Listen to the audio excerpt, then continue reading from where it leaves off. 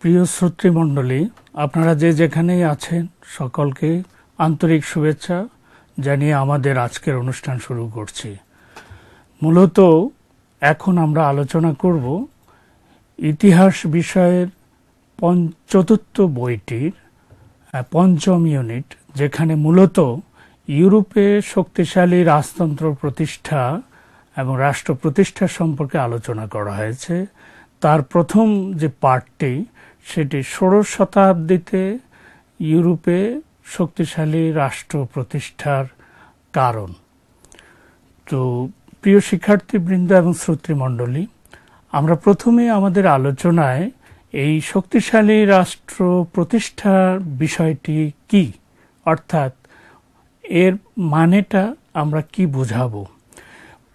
এর মানে হচ্ছে যে ইউরোপে ষোড়শ শতাব্দীতে যেই রাষ্ট্র ব্যবস্থাগুলো নতুনভাবে গড়ে উঠছিল সেগুলোতে মূলত একটা শক্তিশালী রাজতান্ত্রিক একচ্ছত্র ব্যবস্থা সেখানে কার্যকর ছিল, অর্থাৎ ইংরেজিতে যেটাকে আমরা বলি অ্যাবসলিউট মনার্কি, মানে নিরঙ্কুশ, বাংলায় আরো স্পষ্ট ভাষায় বললে বোঝাবে যে নিরঙ্কুশ রাজতন্ত্র, নিরঙ্কুশ ব্যক্তির, রাজার কর্তৃত্ব সেখানে প্রতিষ্ঠিত হয়েছিল।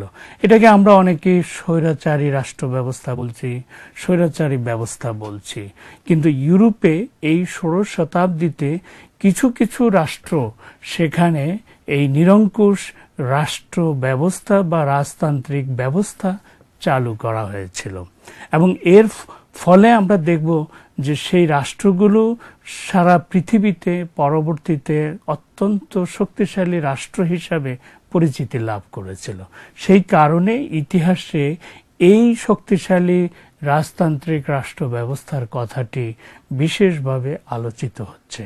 তাহলে আমরা বুঝতে পারছি যে ষোড়শ শতাব্দীতেই ইউরোপের বেশ কিছু রাষ্ট্র শক্তিশালী রাজতন্ত্র প্রতিষ্ঠার মাধ্যমে সেখানে একচ্ছত্র কর্তৃত্ব প্রতিষ্ঠার ফলে একটি শক্তিশালী রাষ্ট্র ব্যবস্থা তৈরি করেছিল। এটাকেই আমরা ইউরোপের শক্তিশালী রাষ্ট্র ব্যবস্থা বলছি বা নিরঙ্কুশ রাজতান্ত্রিক রাষ্ট্র ব্যবস্থা বলছি।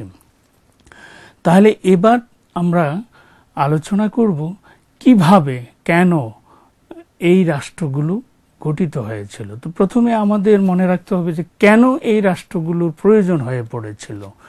এই রাষ্ট্রগুলোর প্রয়োজন হয়ে পড়েছিল ষোড়শ শতকে এসে এ কারণেই যে এর আগে ইউরোপের যেই রাষ্ট্রগুলো ছিল, রাজ্যগুলো ছিল, এগুলো খুব ছোট ছোট ছিল, এগুলোতে অত্যন্ত দুর্বল রাজতন্ত্র ছিল এবং সেখানে রাজাদের সেই শক্তি ছিল না, কারণ তারা ছোট ছোট রাজ্যে বিভক্ত ছিল। ফলে এরা খুব দুর্বল ছিল। এরা যে উন্নয়ন ঘটানোর, মানে রাষ্ট্র হিসাবে নিজেদেরকে প্রতিষ্ঠিত করার জন্য তাদের যে গতি, সে গতিবেগ এই রাষ্ট্রগুলোতে, রাজ্যগুলোতে প্রতিষ্ঠা করা যাচ্ছিল না।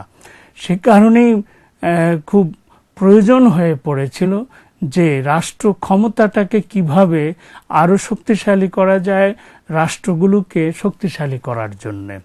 এটি একটি চাহিদা বলা যায়, কারণের মধ্যে একটা চাহিদা ছিল যে ছোট ছোট রাজ্যগুলো যেন এইভাবে দুর্বল না হয়, দুর্বল না থেকে যায়। এগুলো কিভাবে আরো শক্তিশালী হলে বৃহত্তর ইউরোপের যে ব্যাপক পরিবর্তন সেটি সম্ভব হবে।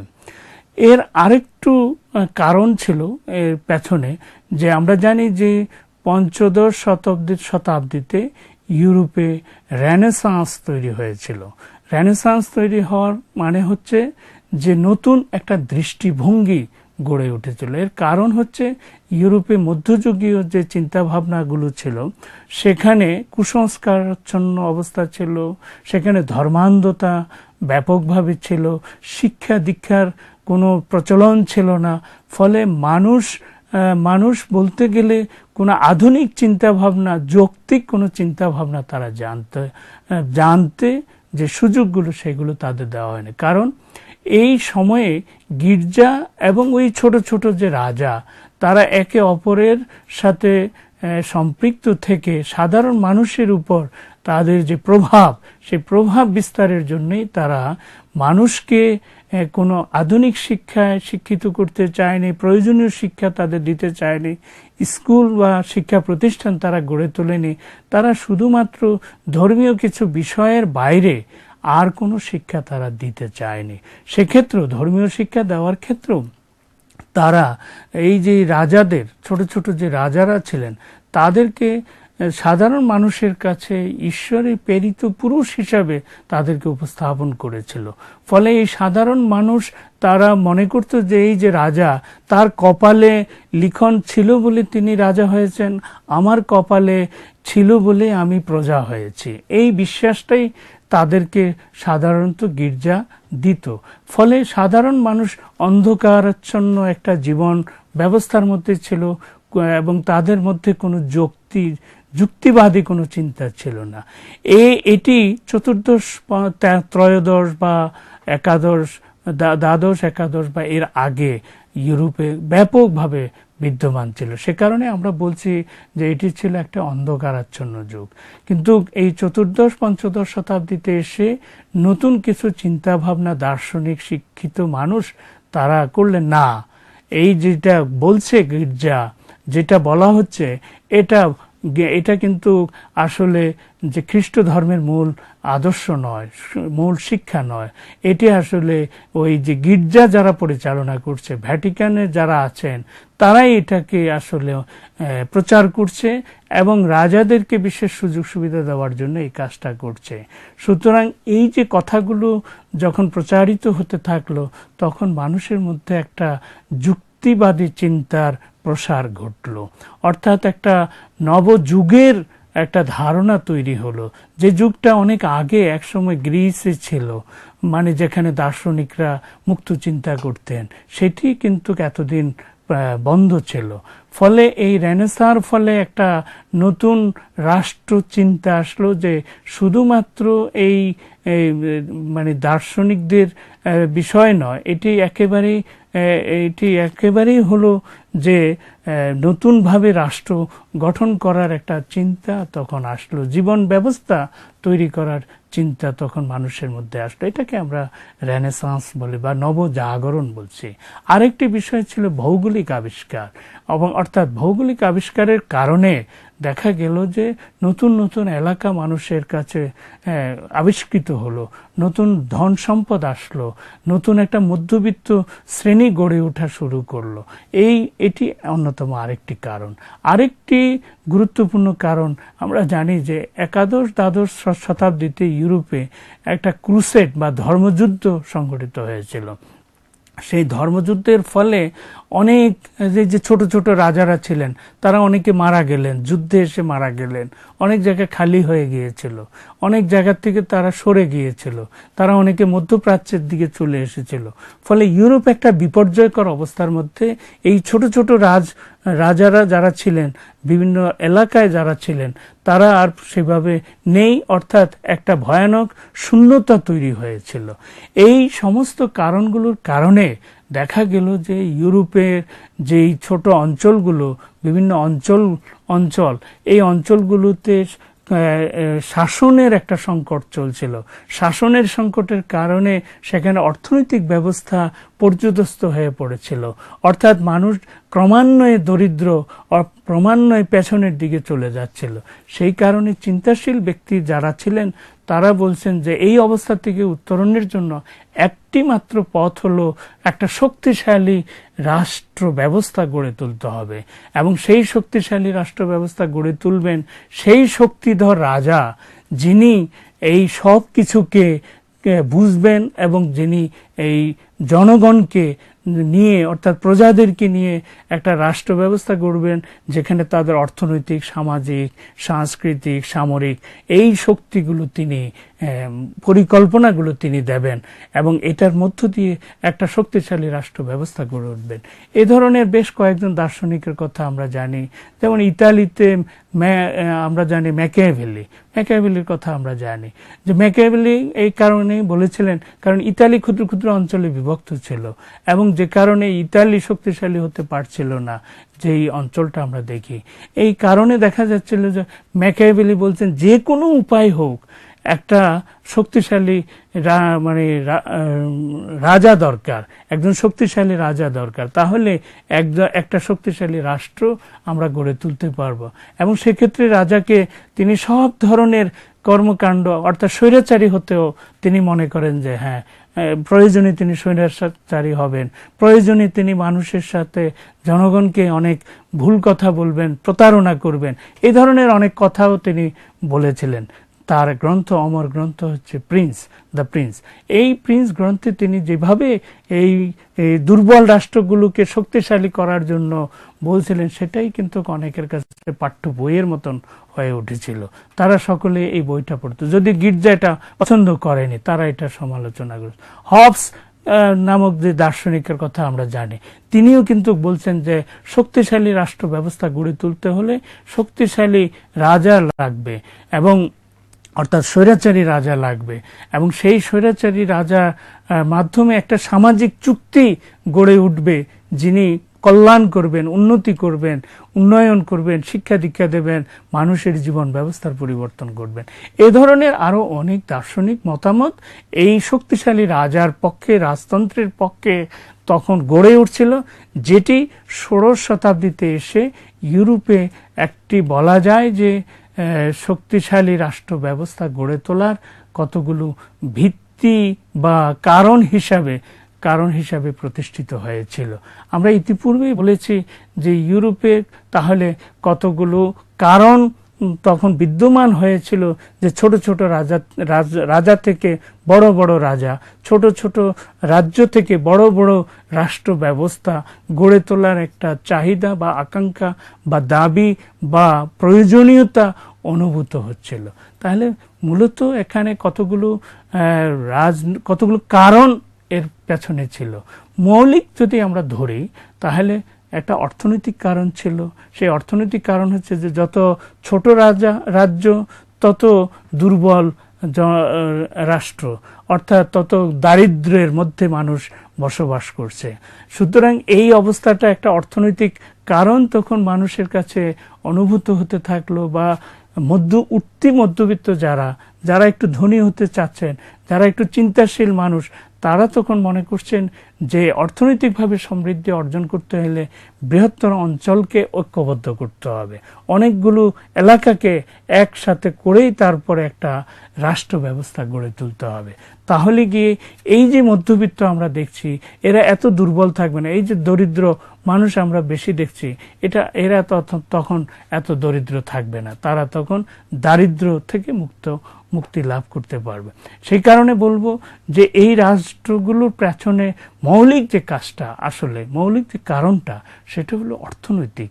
অর্থাৎ অর্থনৈতিকভাবে সমৃদ্ধি অর্জনের জন্য একটা শক্তিশালী রাষ্ট্র ব্যবস্থা গড়ে তুলতে হবে। শক্তিশালী রাষ্ট্র ব্যবস্থা বলতে আমরা বুঝবো সেখানকার প্রশাসন, সেখানকার যে সামরিক ব্যবস্থা, সেখানকার যে আমলাতন্ত্র, সেখানকার যে পরিকল্পনা প্রণয়নের ক্ষেত্রে যে নীতি নির্ধারণী বিষয়, সেটি থাকতে হবে। অর্থাৎ রাষ্ট্রের শাসনটা হবে একেবারেই প্রয়োজনীয়তার যা আছে তাকেই বাস্তবায়ন করার মতন কমান্ড সেখানে প্রতিষ্ঠা করা। এইটা মূলতই তখন অর্থনৈতিক অবস্থার পরিবর্তনের জন্যই চাহিদা হয়ে দাঁড়ালো। তারপরে দ্বিতীয় আমরা যেটা বলছিলাম যে একটা রাজনৈতিক কারণ এটার পেছনে ছিল, যে এই ধরনের রাষ্ট্র ব্যবস্থা গড়ে তুলতে পারলে যে একটা পলিটিক্যাল সিস্টেম ইউরোপে দাঁড়াবে, অর্থাৎ একটা রাষ্ট্র কিভাবে পরিচালিত হবে তার একটা রাজনৈতিক কারণ, রাজনৈতিক পরিকল্পনা বা রাজনৈতিক প্রাতিষ্ঠানিকীকরণ থাকতে হবে। ইউরোপের আগের ক্ষুদ্র ক্ষুদ্র ছোট ছোট যে রাজ্যগুলোর কথা আমরা বলি, রাজ্য নামটা শোনা যায়, কিন্তু আসলে ছিল এটা একটা ছোট ছোট অঞ্চলের একটা রাজা, একটা সামন্ত প্রভু, এই ধরনের আর কি, যারা খুব বেশি শক্তিশালী ছিল না। ফলে তাদের তেমন কোনো যেটা বলা যায় প্রতিষ্ঠান, সেটা গড়ে ওঠেনি আগে। সুতরাং এই অবস্থায় মনে করা হচ্ছে যে আধুনিক শক্তিশালী রাষ্ট্র গঠন করা গেলে একটা রাজনৈতিক ইনস্টিটিউশন সেখানে গড়ে উঠবে, রাজনৈতিক প্রতিষ্ঠান নানা ধরনের, যেমন হয়তো দেখা যাবে যে প্রশাসনিক কেন্দ্রবিন্দু বিভিন্ন জায়গায়, জেলাতে, উপজেলাতে আমরা এখন যেরকম বলি, বা ইউনিয়ন কাউন্সিল পর্যায়ে অর্থাৎ একেবারে গ্রাম পর্যায়ে, এইভাবেই কিন্তু একটা চেইন অফ কমান্ড শাসনতন্ত্রে প্রতিষ্ঠিত হবে। তাহলে গিয়ে একটা বিরাট অঞ্চলকে একটা রাষ্ট্রে পরিণত করা যাবে। সেই কারণে দেখা যায় একটা রাজনৈতিক চাহিদা তখন ব্যাপকভাবে আসলো। আরেকটা জিনিস আমাদের মনে রাখতে হবে, শিক্ষা, সাংস্কৃতিক এবং জ্ঞান বিজ্ঞানের একটা উন্নয়ন তখন ঘটতে যাচ্ছিল। অর্থাৎ বেশ কিছু আবিষ্কার তখন হচ্ছিল, যে আবিষ্কারগুলোর ফলে সেখানে যে যুদ্ধ বিগ্রহ এইগুলো যেমনিভাবে ঘটার মাধ্যমে তখন ছোট ছোট অঞ্চলগুলোকে যুদ্ধে পরাজিত করে বৃহত্তর একটা রাষ্ট্র গঠনের যে সেনাবাহিনী, সেই সেনাবাহিনী গঠন করার একটা সুযোগ ঘটল, বা সেখানে যে চিন্তা ভাবনাগুলো করার মতন শিক্ষা প্রতিষ্ঠান, এই ধরনের শিক্ষা প্রতিষ্ঠানও তখন ক্রমান্বয়ে গড়ে উঠছিল। ফলে দেখা যাচ্ছিল শিক্ষা সাংস্কৃতিক ভাবেও মানে একটা বাস্তবতা তৈরি হলো, যে এই অনেকগুলো উপাদান তার ফলে পাওয়া গেল, যেগুলো একটা শক্তিশালী রাষ্ট্র ব্যবস্থা গড়ে তোলার জন্য প্রয়োজন হয়ে পড়েছিল। যেমনি আমরা এখন তাহলে কয়েকটা উদাহরণ দিই। যেমন আমরা ইংল্যান্ডের কথা জানি। ইংল্যান্ড দেখা যাচ্ছে যে পঞ্চদশ ষোড়শ শতাব্দীতে তারা মোটামুটি একটা শক্তিশালী রাষ্ট্রের দিকে যাওয়ার জন্য সেখানে যে রাজবংশ, যেমন আমরা জানি স্টুয়ার্ট রাজবংশ, যেমন আমরা জানি যে সেখানে আরো অন্যান্য রাজবংশ যেগুলো গড়ে উঠছিল, সেই রাজবংশগুলো একটা দীর্ঘদিন শাসন করার মধ্য দিয়ে সমস্ত অঞ্চলগুলোকে ঐক্যবদ্ধ করেছিল, এবং যার ফলে যেমন আমরা জানি প্রথম জেমস, যেমন আমরা জানি যে ক্রমওয়েল, এই ধরনের যে যারা রাষ্ট্র ক্ষমতা গ্রহণ করেছিলেন, তারা আসলে একটা শক্তিশালী ইংল্যান্ড প্রতিষ্ঠা করতে চেয়েছিলেন। সেই কারণে দেখা গেল যে শেষ পর্যন্ত ইংল্যান্ড একটা শক্তিশালী রাষ্ট্র ব্যবস্থা হয়েছিল। ষোড়শ সপ্তদশ শতাব্দীতে সেটা অত্যন্ত শক্তিশালী রাষ্ট্র ব্যবস্থা হয়েছিল। আমরা আরো দেখতে পাচ্ছি যেমন ফ্রান্সেও বিভিন্ন অঞ্চলগুলো আগে ছোট ছোট পরিবারে ছিল, কিন্তু সেটাই দেখা গেল যে বুরাবো রাজবংশ সেখানে শক্তিশালী রাজতন্ত্র প্রতিষ্ঠা করেছিল। এবং আমরা চতুর্দশ লুইয়ের কথা জানি, আমি রাষ্ট্র এই ধরনের কথা আমরা শুনি। তার মানে তিনি সেখানে একটা শক্তিশালী রাষ্ট্র ব্যবস্থা গড়ে তোলার জন্য যা করা দরকার তিনি প্রায় 54 বছরের মতো এককভাবে শাসন করেছিলেন। অন্যান্য যে লুই মানে রাজা, তারাও কিন্তু একইভাবে শাসন করার ফলে ফ্রান্স একটা শক্তিশালী রাষ্ট্র ব্যবস্থা হয়েছিল। আমরা প্রুশিয়ার কথা জানি, যেটা জার্মান ভূখণ্ডে, সেখানে দেখা গেল যে হোয়েনজোলার্ন পরিবার, তারাও কিন্তু একটা শক্তিশালী রাষ্ট্র ব্যবস্থা গড়ে তুলেছিল, এবং সেখানে ফ্রেডারিক দ্য গ্রেট আমরা যার নাম জানি, তারা কিন্তু এখানে ক্রমান্বয়ে শুধু প্রুশিয়া নয়, আরো তার বাইরে যে জার্মান ভূখণ্ড আছে, সেই জার্মান ভূখণ্ডকে একটা শক্তিশালী রাষ্ট্র ব্যবস্থায় পরিণত করতে পেরেছিল। আমরা যদি দেখি অস্ট্রিয়ার কথা, সেখানেও কিন্তু আমরা দেখি যে সেখানে জোসেফ, তিনি কিন্তু একটা রাষ্ট্র ব্যবস্থা প্রতিষ্ঠার ক্ষেত্রে বিরাট ভূমিকা পালন করেছিলেন। আবার যদি আমরা দেখি রাশিয়ার কথা, রোমানভ পরিবার, সেখানে তারাও কিন্তু একটা শক্তিশালী রাষ্ট্র ব্যবস্থা হিসেবে রাশিয়াকে প্রতিষ্ঠা করতে পেরেছিলেন। যেমন আমরা পিটার দ্য গ্রেটের কথা জানি।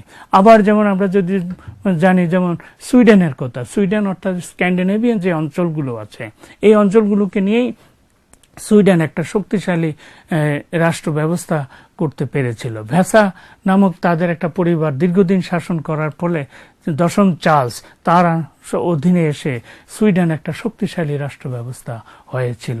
এইভাবে ইউরোপে এই ষোড়শ সপ্তদশ শতাব্দীতে কতগুলো রাষ্ট্র আবির্ভূত হয়েছিল, যেগুলোকে আমরা অনেক সময় বলি যে স্বৈরাচারী, কিন্তু স্বৈরাচারের মধ্যে দুটো ভাগ আছে।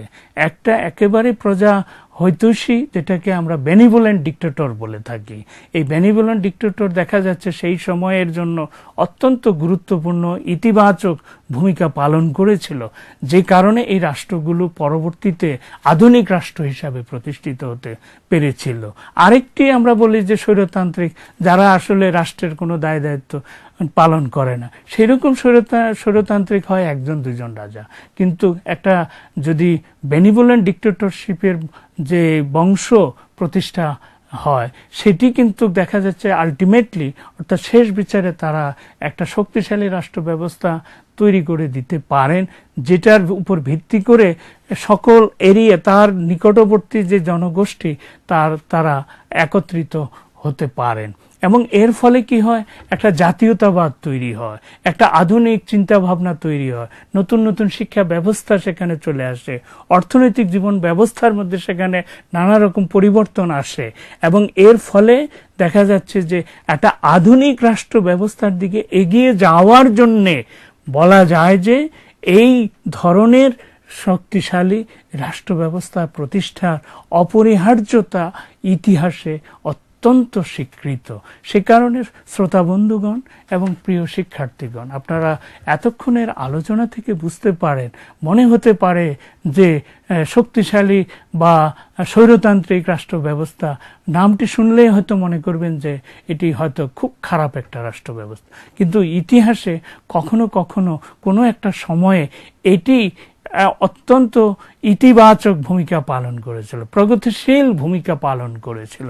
অর্থাৎ ক্ষুদ্র ক্ষুদ্র জাতিসত্তাকে একটা বৃহত্তর জাতিতে তারা পরিণত করেছিল। একটা বৃহত্তর রাষ্ট্র ব্যবস্থায় এই শক্তিশালী রাজতন্ত্র, শক্তিশালী রাষ্ট্র, সেটা কিন্তু তাদেরকে ঐক্যবদ্ধ করেছিল। এইভাবেই ইউরোপে আমরা ষোড়শ সপ্তদশ শতাব্দীতে অন্তত ৬-৭টি রাষ্ট্রকে দেখি, যেগুলো এখনকার দিনে সারা পৃথিবীতে অত্যন্ত পরিচিত। এখনকার দিনের পরিচিত রাষ্ট্রগুলো এই ষোড়শ শতাব্দীর যে স্বৈরতান্ত্রিক বা রাজতান্ত্রিক বা অ্যাবসোলিউট বা নিরঙ্কুশ যেই রাজতান্ত্রিক রাষ্ট্র ব্যবস্থা হিসাবে গড়ে ওঠার যাত্রা শুরু করেছিল, সেটা কিন্তু এরই একটি ধারাবাহিকতা। সেই কারণে ইতিহাসে এই বিষয়গুলোকে খুব গভীর মনোযোগ দিয়ে পাঠ করতে হয়। কেন এই ধরনের রাষ্ট্রের অভ্যুদয় হলো, তারা কিভাবে একটা 200-300 বছরের শাসনের ভিতর দিয়ে একটা শক্তিশালী রাষ্ট্র ব্যবস্থা তারা তৈরি করে দিতে সক্ষম হয়েছিল। এর অর্থনৈতিক, এই রাজনৈতিক, শিক্ষা, সামাজিক, সাংস্কৃতিক গুরুত্ব কি ছিল, সেটা আমরা এইভাবেই অনুধাবন করতে পারি। আমরা ভবিষ্যতে, নিকট ভবিষ্যতে এই সমস্ত যেই রাষ্ট্রগুলোর কথা আমরা বললাম, অর্থাৎ England, France, Germany, Austria, Russia, Sweden, এই রাষ্ট্রগুলো তখন ষোড়শ শতাব্দীর পরবর্তীতে কিভাবে আধুনিক রাষ্ট্র প্রতিষ্ঠার একটা ক্ষেত্র তৈরি করেছিল স্বৈরতান্ত্রিক বা শক্তিশালী রাজতান্ত্রিক রাষ্ট্র ব্যবস্থা প্রতিষ্ঠার মাধ্যমে, সেটি কিন্তু আমরা একে একে আলোচনা করব। আপনারা সময় এবং সুযোগ করে সেই আলোচনাগুলো শোনার চেষ্টা করবেন। আশা করি ওই আলোচনাগুলো শোনার মাধ্যমে আমরা আমাদের দেশেও বা আমাদের এই অঞ্চলেও কিভাবে এই প্রক্রিয়ার ভিতর দিয়ে যে আধুনিক রাষ্ট্র ব্যবস্থা গড়ে উঠেছিল, আমরা সেটা বুঝতে পারব। সুতরাং ইউরোপের ইতিহাস পঠন পাঠনের মধ্য দিয়ে আমরা আমাদের দেশকেও এইভাবেই জানতে পারবো, তুলনা করতে পারবো, শিখতে পারবো। সেভাবেই কিন্তু আমরা আজকের দুনিয়াটাকে বুঝতে পারবো। আশা করি সেই আলোচনা শোনার জন্য আপনারা আবার চেষ্টা করবেন, আমরাও তখন আসব। ততদিন পর্যন্ত আপনারা ভালো থাকুন, সুস্থ থাকুন। আজ তাহলে আমাদের আলোচনা এখানেই শেষ করছি। দেখা হবে, ভালো থাকুন।